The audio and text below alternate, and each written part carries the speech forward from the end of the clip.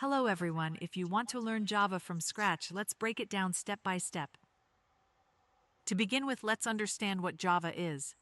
Java is a high-level, object-oriented programming language used to give the instructions to the computer, which helps to build applications like mobile apps, web applications, and enterprise software. It was designed to be simple, secure, and portable. Now let's understand why Java is a high-level language. Java is called a high-level language because it is easy to read and write. It uses human-friendly syntax, hides complex memory management, and allows developers to focus more on logic rather than hardware details. History of Java. Java was initially created for embedded systems under the name Oak. Later, it was renamed to Java and became popular for web development due to its platform independence and strong security features. Java was developed by James Gosling at Sun Microsystems in 1995. Today, it is owned by Oracle and is one of the most widely used programming languages in the world. Java follows a unique architecture, and it has three major components that are JDK, JARI, and JVM. JDK stands for Java Development Kit, and it contains JARI, JAVAC development tools, etc. If JDK is installed in the computer, we can do both compilation and execution. JARI stands for Java Runtime Environment. JARI contains JVM, library ECT. JARI creates the environment needed for the execution of bytecode. If only JRE is installed in the computer, then we can do the execution, but we cannot do the compilation. Next, we have JVM, which stands for Java Virtual Machine.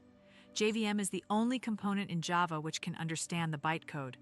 JVM loads the bytecode, converts the bytecode into the machine-level language so that it can be executed by the computer to result in the output. Java is a simple, easy-to-learn, object-oriented, reusable code, platform-independent, runs anywhere, secure, no direct memory access, robust, fewer crashes. Multi-threaded, runs multiple tasks. High performance, faster with JIT portable, move across systems. Distributed, great for web apps. Dynamic, adapts at runtime. Why Java is called platform independent. Java is platform independent because it follows write once, run anywhere. When you write a Java program, it is not directly converted into machine code. Instead, it becomes something called bytecode. This bytecode runs on the Java Virtual Machine, JVM. The JVM acts like a bridge between your code and the operating system. Why this matters. You write code on Windows. It runs on Mac. It runs on Linux.